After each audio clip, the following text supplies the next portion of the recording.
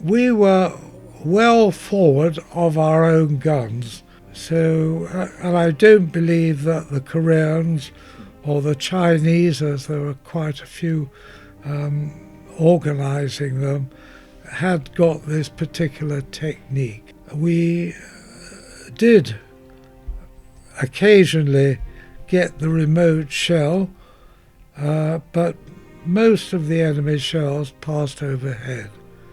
Thank goodness. Hello and welcome back once again to For Honour's Sake, the podcast from the Association of Jewish Ex-Servicemen and Women. I'm Dan Fox, Chair Emeritus of AJEX, and we're honoured today to be at the Wall campus of Jewish Care to speak to Neville Silver, one of our community's last veterans of the Korean War. Neville, thank you for speaking to us today. That's all right. My pleasure. We'll begin, if we may, as we always do at the beginning. Where and when were you born, and what was it like growing up? Gosh, long time ago. I was born in 1931, and it was in Sheffield. But I only lived there for about 3 years before moving to Nottinghamshire. And you went to school in Nottingham, Mansfield? Initially I went to school in Nottingham, but or in Nottinghamshire in a place called Mansfield. But at the age of 13 I went to a school in Derbyshire, the Repton School, which is one of the very nice public schools. And was there much of a Jewish community in that part of the world at the time, growing up? There really wasn't. In Mansfield there was, I think, one other Jewish couple, and at my school at Repton there were possibly only one or two other Jewish students there.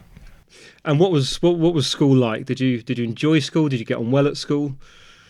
I very much enjoyed school. We had a lot of games there: cricket, football, hockey, and so on. And it was a very good life. I met up with absolutely no anti-Semitism, and it was a very full life. And I got a lot out of it. And were there any sort of particular subjects, particular areas that you were interested in and sought to pursue academically? Yes. I wasn't really so much interested in the arts, but more the sciences: physics, chemistry, maths. And therefore I took the examinations, school certificate and higher certificate, in those subjects. And then what age did you leave? What age did you leave school? Was that at 18? And did you go to university or into the working life? Yes, of course.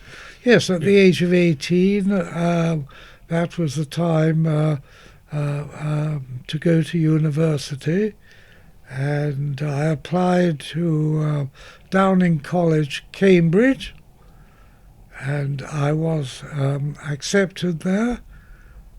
And from school I thought I would go straight to university, but at that time there was national service, and I was required therefore to sign up for what was then 18 months, but this was whilst I was actually in the military, extended to 2 years. Absolutely. Now you're early, and we'll certainly be talking about that. Now your mid to late teens were spent during the war itself. Did you find yourself affected by the war while you were at school or back at home? Well, in actual fact, when I went to Repton, which was in 1945, of course the war in Europe had just finished. There was still the Japanese War, Before that, I really wasn't affected. The place we lived in, Mansfield, was fortunately not the subject of German bombing, so that in that respect it was fairly quiet. So plans for going to university put on hold, and you become one of what was eventually to be 2 million British men who were mobilised into national service up until 1963, and I believe you joined the Royal Artillery. Yes, indeed. I can't think why I joined the Royal Artillery and not the Royal Engineers. Possibly I thought, no, if I go into the engineers, I won't do any engineering. However, it was the Royal Artillery, and I did training at a place, Lark Hill, I think it was, near on the Salisbury Plain. Absolutely, still the regimental headquarters. Yes. Yeah. And what was that like coming into the army? I mean, first of all, I suppose the first question: you're one of the first national servicemen that we've spoken to for this particular series.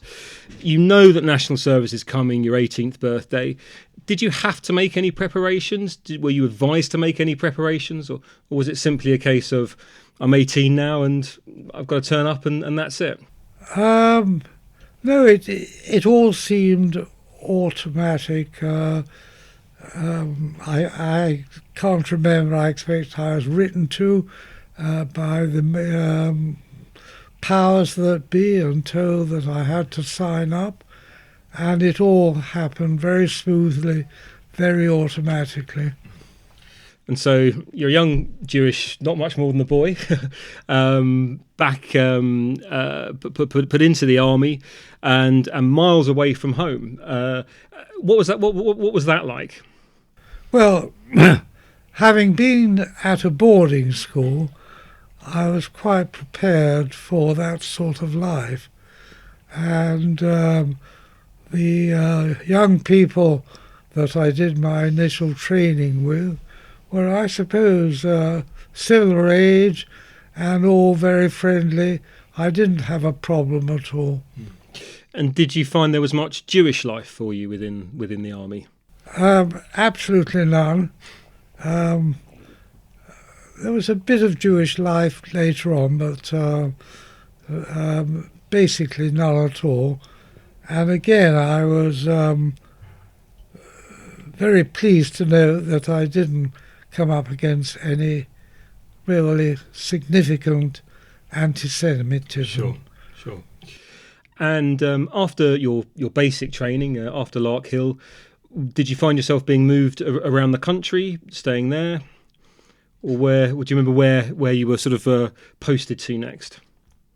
After Lark Hill, I went to an officers' training unit. That was a 4-month course. Things didn't go too smoothly there, and I think in the last month it was very intense. I think, as I recall, I mucked it up on a particular field day and so on, and got lost, read the map wrong, Right. and it went against me.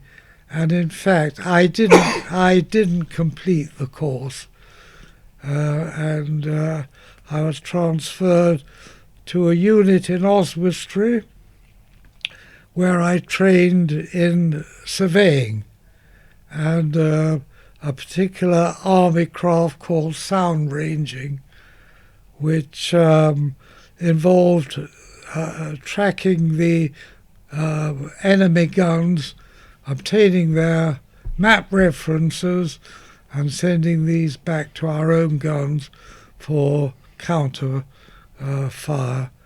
So that was the special course that I went on. I think it was a 4-month course. And with 3 years off, 3 or 4 years away from the end of World War II at this point, the beginning of the Cold War. Was there a sense for you that the world was getting more peaceful, or was there an acknowledgement all around throughout the ranks and with the officers that at some point you would be facing an enemy again?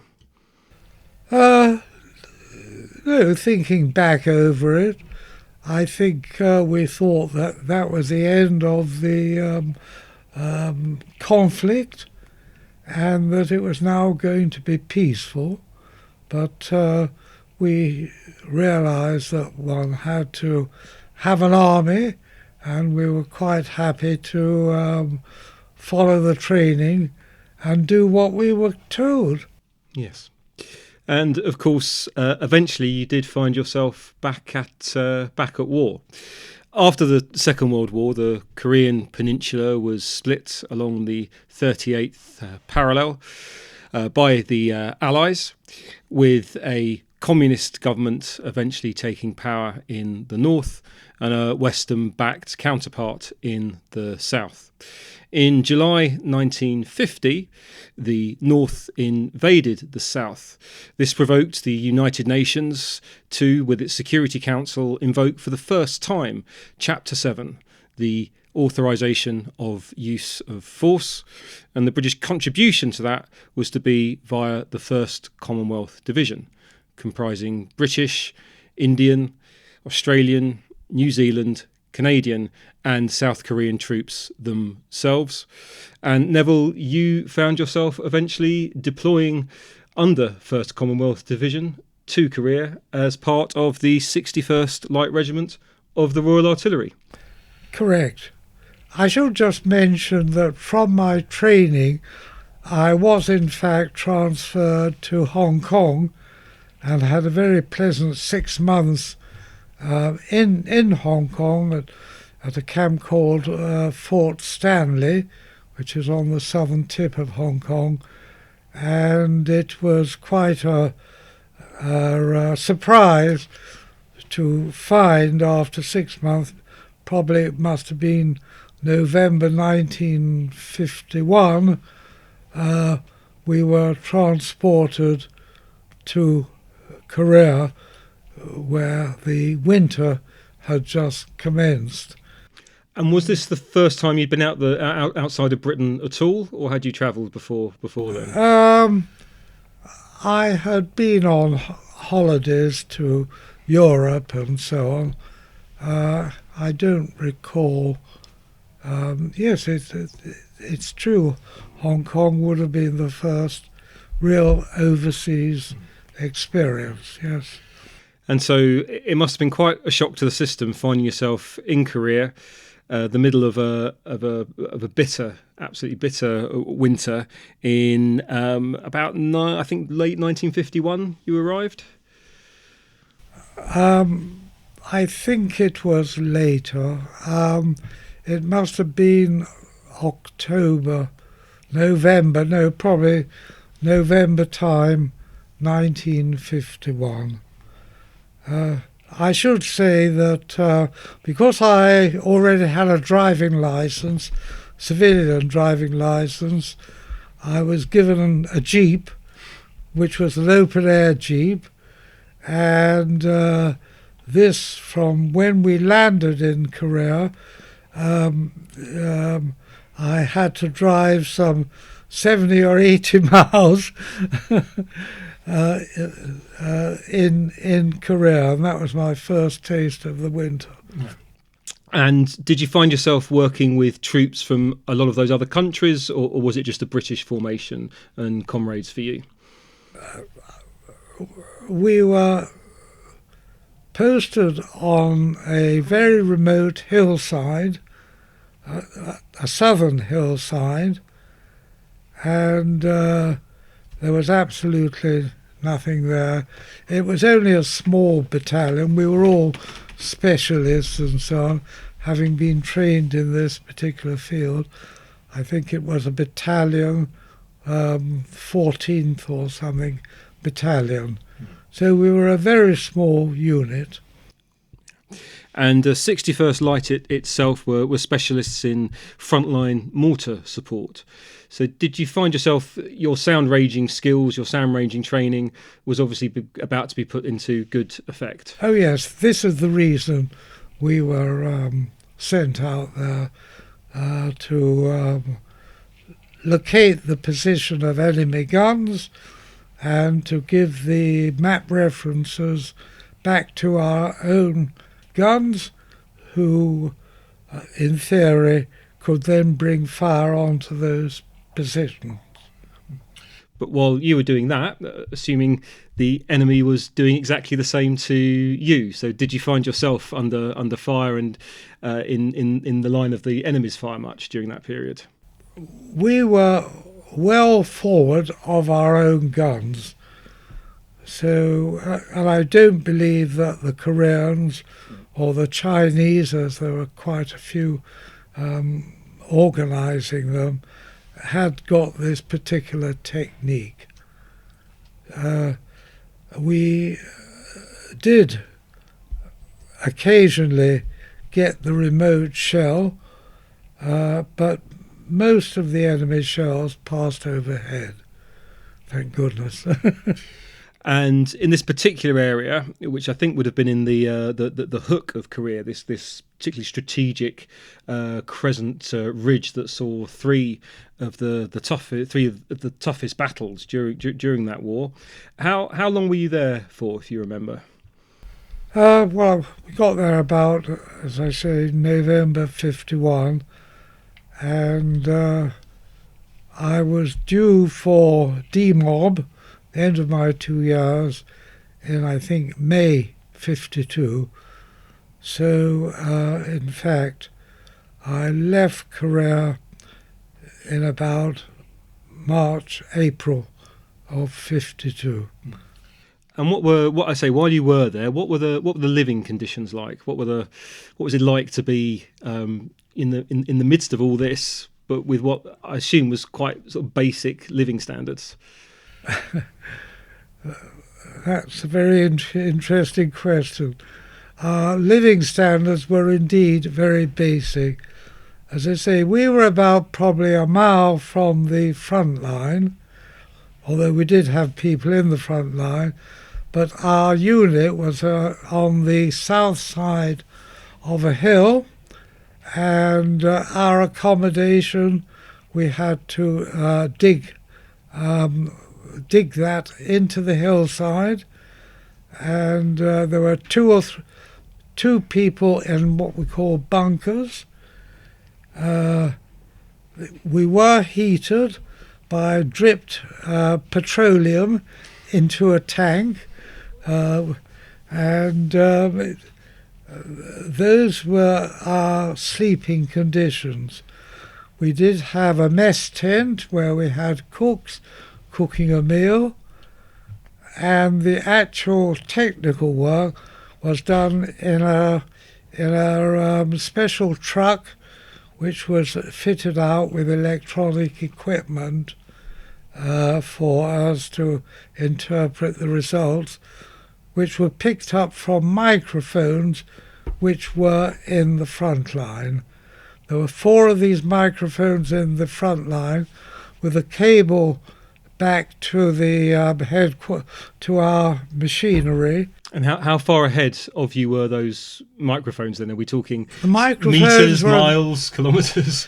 Yeah, I suppose the microphones were just under a mile towards the enemy line, but in front of the microphone was an advance post about 300 or 400 yards, where 2 or 3 people had to sit for 24 hours a day with a cable, and when they heard a gun fire from the enemy lines, they pressed a button. That in fact switched on the microphones and all the speakers, I suppose a microphone, and the sound waves travelled back to the headquarters, and by measuring the time distance between the sound waves hitting one microphone and then the other, we were able to plot the map reference of the position of the enemy gun. And this was a pioneering technology at the time. Yes, yes. It was quite interesting. And did you have any contact with your family back home during this time? And what did they think of you being there? I used to write a letter home once a week, and we did have a postal delivery every other day, so that was the only contact, yes. So eventually, say your time as a national serviceman comes to an end and you're back in the UK. How was the process of demobilisation and integrating back into civilian life? Was that easy or was it tricky at times? Well, I suppose I had about 2 or 3 months before I was due to go to university in September, and I was able to make contact with my friends. I was able to get back into civilian life. I had a lovely holiday in the Lake District, and settling down didn't seem to be too much of a problem. Of course, in all that time, I really didn't have any proper social life, no girlfriends, nothing like that. So when I think about it, and then going to a boarding school and so on, again, it was an all-male school. I didn't have much social life with the opposite sex, and that had to be learned at a later date. Well, I was going to say that I hope that all changed for you when you went up to Oxford. What were you studying there? I was studying engineering.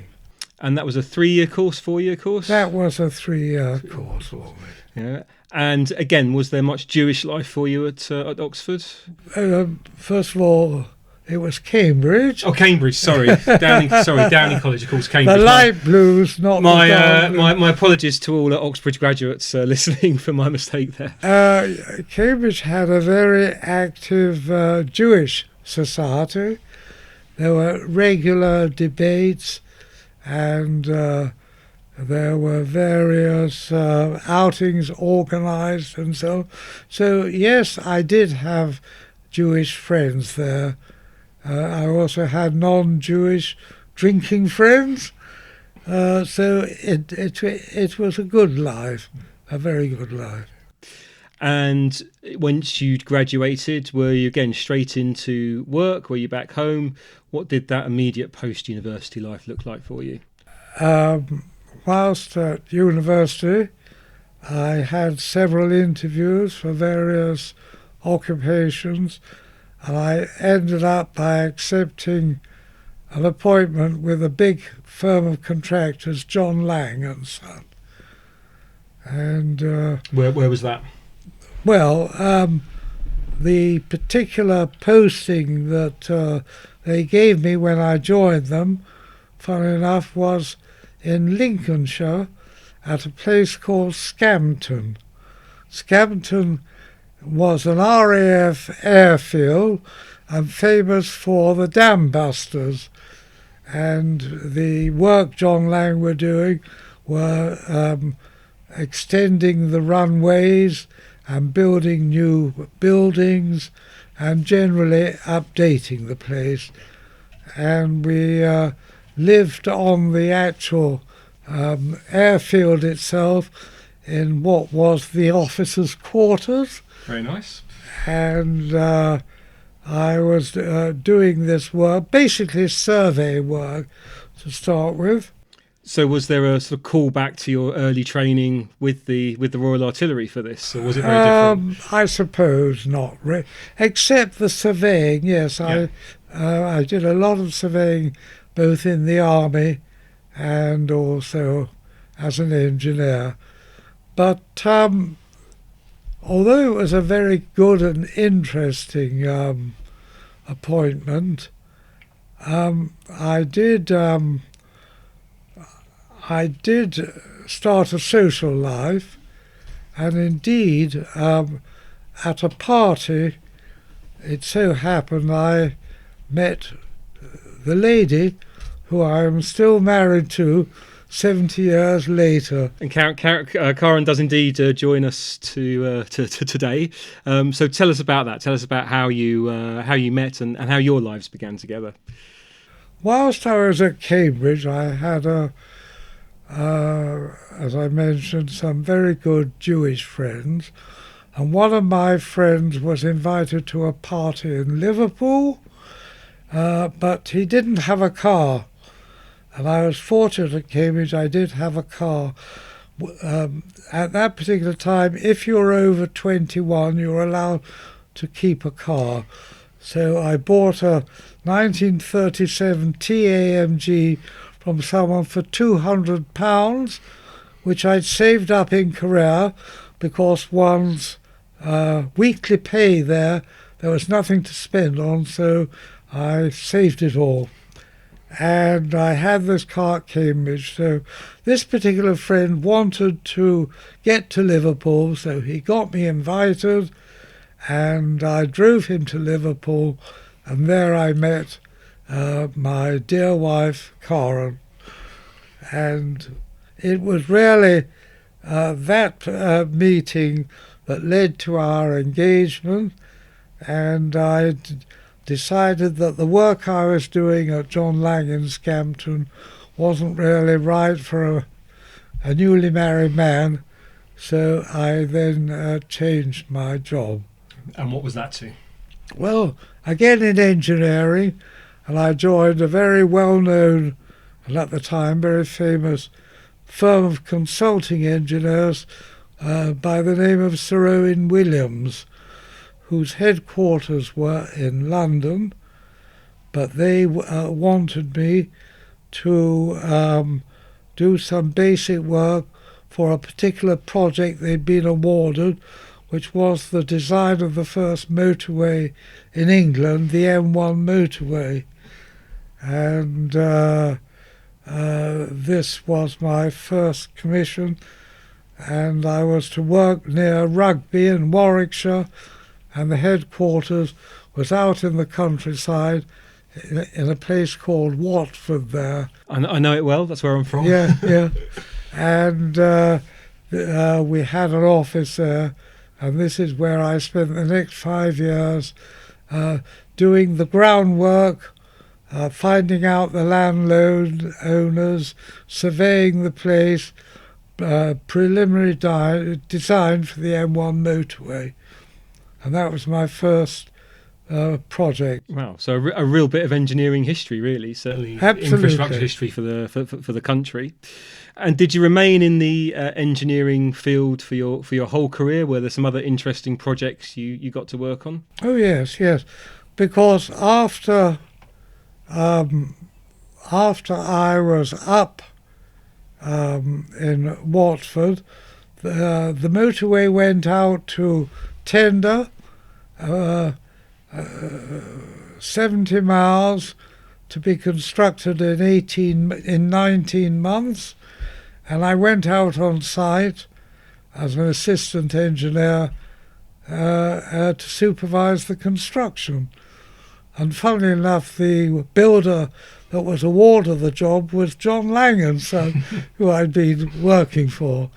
So I saw the design, the planning, the design, and the construction, supervised the construction from beginning to end.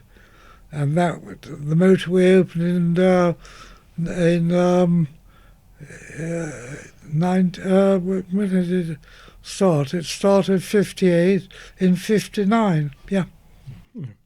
And what happened after that? Where again you remained in the engineering world? Yes, were you still based yes. in London, or were you moving around again? I moved to London in 1960 and did some more design there for the M1, the M1 and the M6 motorway.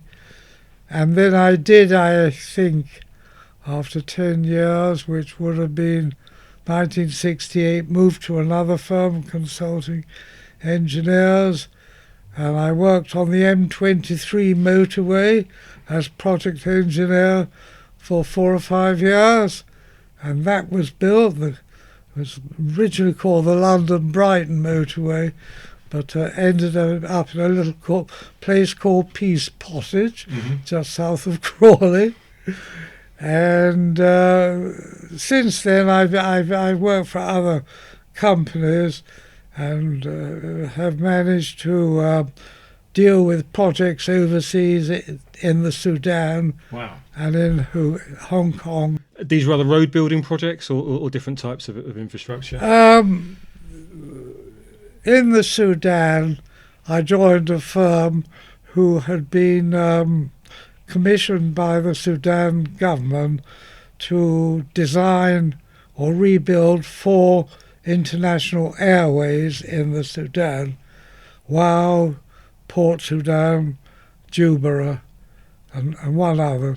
And I was out in the Sudan during the tender period, helping the contractors put together their bids for those airports, which unfortunately never got built because the Sudanese didn't have the money. Yes. And when did you retire from your work? I virtually retired in the early 80s, I think. I was well in my 60s. Yes, well in my 60s. Yeah. And how has retirement been for you both, really? Well, after I'd retired, I still did the odd job for various companies, short time and this sort of thing. But since then, we've had a very full life, and when we lived in London, we were fortunate in that we took up accommodation in the Hampstead Garden suburb, which had a lovely Jewish community, and that gave us a very active life and so on. And that lasted until about 1982, when we decided we would like to live in Israel. So we went on Aliyah to Israel in about, I think it was about 81, 82, and we were 3 years there. Whereabouts were you? We lived in a place called Ranana, which has a very well-established English-speaking community, mostly South Africans, lovely people, but quite a few from the north of England, Manchester and so on. So I was there for 3 years, working for the area, the municipality. Basic work, not quite what I'd been used to, but it was interesting. But my writ was not perhaps what it should have been, and 2 of our children who were already out there had come back to England, so we came back to England. Makes sense. And I took up engineering again, and we came back to live on the suburb for another 30 years. So, and how long have you been in the Jewish care in Selig Court? We've only been here comparatively short time, 10 months. Oh, right.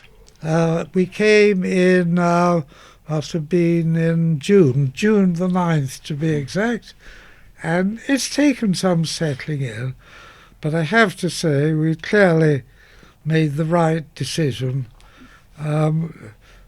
Living independently in a 3-bedroom house was very nice, but things were getting a little more difficult.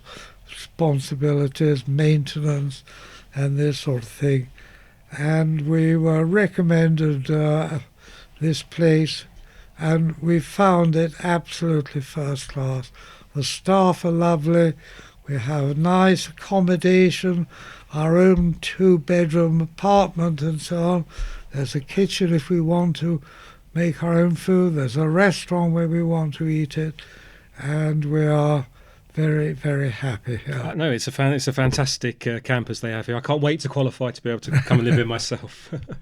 And your children are still around. There are grandchildren as well, or and even great grandchildren. Of course, even great grandchildren. Yes. And we see them regularly. That's lovely. It's lovely. Fantastic. I just want to go back to the war and the Korean War again, and just ask you if, while you were there was any chance to have any sort of Jewish life at all. Were there any Jewish chaplains? Was there any way to observe the festivals or anything like that, or was it pretty much you were kind of cut off from that part of your life? No, I'm afraid not. There were no Jewish rabbis that I'm aware of. One was so absorbed in the life, and so I'm afraid that one just of course did one's job, and so one kept in touch with one's friends, but one really couldn't. No. I should mention that when I was in Hong Kong, I was befriended by the Jewish community out there, and so the doctor at the camp I was with was Jewish, and he introduced me to people, residents in Hong Kong. In fact, one of them was the secretary of the very large company Jardine and Matheson, and he was the secretary. Sedbras, I think they were, and on the Rosh Hashanah they invited me to their home. They took me to shul and so on, and I was very, very impressed and touched. That's that lovely. There was a prosperous and very active Jewish community there. And have you ever been back out to that part of the world at all? We have on cruising holidays, yes. Not to Korea itself? Unfortunately not. No, I'd love to go back and so on and see how it was.